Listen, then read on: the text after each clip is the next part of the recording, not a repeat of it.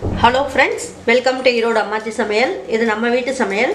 இன்னைக்கு நம்ம பார்க்க போறது லெமன் தொக்கு லெமன் காய்ச்சல் எப்படி செய்யலாம் அப்படினு பாப்போங்க. நம்மளோட சேனலை சப்ஸ்கிரைப் பண்ணாதவங்க சப்ஸ்கிரைப் பண்ணிக்கங்க. சமையல் குறிப்புகள்லாம் உடனே உங்களுக்கு வேணும்னு நினைச்சீங்கன்னா பக்கத்துல இருக்க பெல் பட்டனை அழுத்தி வெச்சுக்கங்க. நான் இந்த சைஸ்ல ஒரு 30 லெமன் எடுத்துர்க்கேன். லெமன் எடுத்து நான் இந்த மாதிரி சாறு எடுத்து நல்லா வடிகட்டி எடுத்து வச்சிருக்கேன். 100 ml நல்லெண்ணெய் ஊத்திக்கலாம். இப்போ இதுக்கு தேவையான அளவுக்கு உப்பு வந்து நம்ம இதல போட்டுக்கலாம். இப்போ இதுலயே 1 ஸ்பூன் அளவுக்கு மஞ்சள் தூளும் போட்டுக்கலாம். இப்போ இதுல 1.5 ஸ்பூன் அளவுக்கு நான் கடுகு எடுத்துர்க்கேன், அதையும் போட்டுக்கங்க. 1 ஸ்பூன் அளவுக்கு உளுந்தம் பருப்பு எடுத்துர்க்கேன், அதையும் போட்டுக்கலாம். கடலை பருப்பு 2 ஸ்பூன் அளவுக்கு எடுத்துர்க்கேன், அதையும் போட்டுக்கலாம். ஒரு 1/2 ஸ்பூன் அளவுக்கு ஜீரகம் போடுங்க. கட்டி பெருங்காயம் எடுத்து வச்சிருக்கேன், ஒரு 1/2 ஸ்பூன் அளவுக்கு இதல போட்டுக்கங்க. நல்லா செவந்தறணும், அப்பதான் நல்லா இருக்கும் நமக்கு டேஸ்ட். 1 ஸ்பூன் அளவுக்கு இஞ்சியை வந்து நல்லா பொடியா கட் பண்ணி எடுத்து வச்சுக்கோங்க. இப்போ நம்ம இதுக்குள்ள போட்டுறலாம். 10 பச்சை மிளகாய் எடுத்துர்க்கேன், இந்த மாதிரி கட் பண்ணி எடுத்துர்க்கேன், இதை போட்டுக்கலாம். 3 காஞ்ச மிளகாயை இதில் போட்டுக்கலாம். ஒரு கைப்பிடி அளவுக்கு கருவேப்பிலை போட்டுக்கலாம்.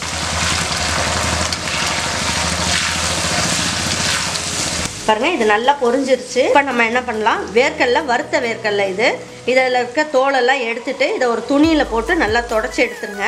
ஏன்னா அதில் மண் இருக்கும் அப்படிங்கிறதுனால இது ஒரு 2 கைப்பிடி அளவுக்கு போட்டுக்கலாம். இப்படி வேர்க்கடலை பிடிக்கலன்றவங்க கடலைப்பருப்பு இன்னும் 2 ஸ்பூன் அளவுக்கு எக்ஸ்ட்ரா போட்டுக்கோங்க.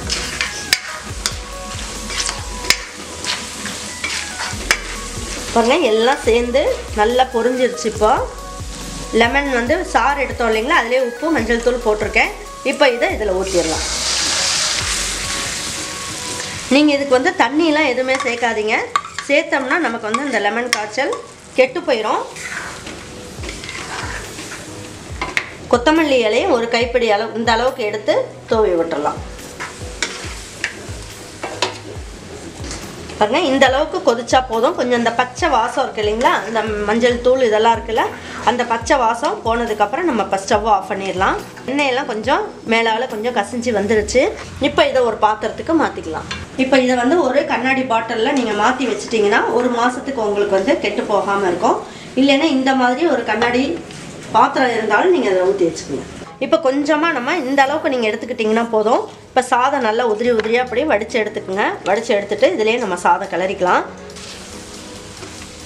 பாருங்கள், இந்த மாதிரி செஞ்சு வச்சுட்டிங்கன்னா லெமன் ரைஸ் வந்து கிளறதுக்கு பாருங்கள் எவ்வளோ நேரம் ஆகுது பாருங்கள். அடுப்பில் கொஞ்சமாக வச்சு நீங்கள் ஒரு பாத்திரத்தில் வச்சுட்டு கொஞ்சம் சாதம் போட்டு நீங்கள் கிளறினீங்கன்னா அருமையான லெமன் ரைஸ் உங்களுக்கு ரெடி ஆயிடும்.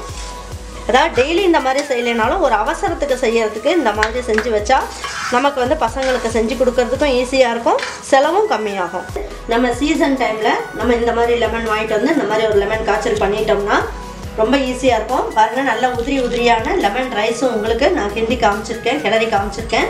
இதே மாதிரி லெமன் ரைஸ் நீங்கள் உங்கள் வீட்டில் பசங்களுக்கும் பெரியவங்களுக்கும் செஞ்சு கொடுங்க. செஞ்சு கொடுத்துட்டு அவங்களுக்கு பிடிச்சிருந்ததுன்னா லைக் பண்ணுங்கள், ஷேர் பண்ணுங்கள், சப்ஸ்கிரைப் பண்ணுங்கள், மறந்துடாமல் கமெண்ட்ஸ் பண்ணுங்கள். தேங்க்யூ ஃபார் வாட்சிங் ஈரோடு அம்மாச்சி சமையல். தேங்க்யூ.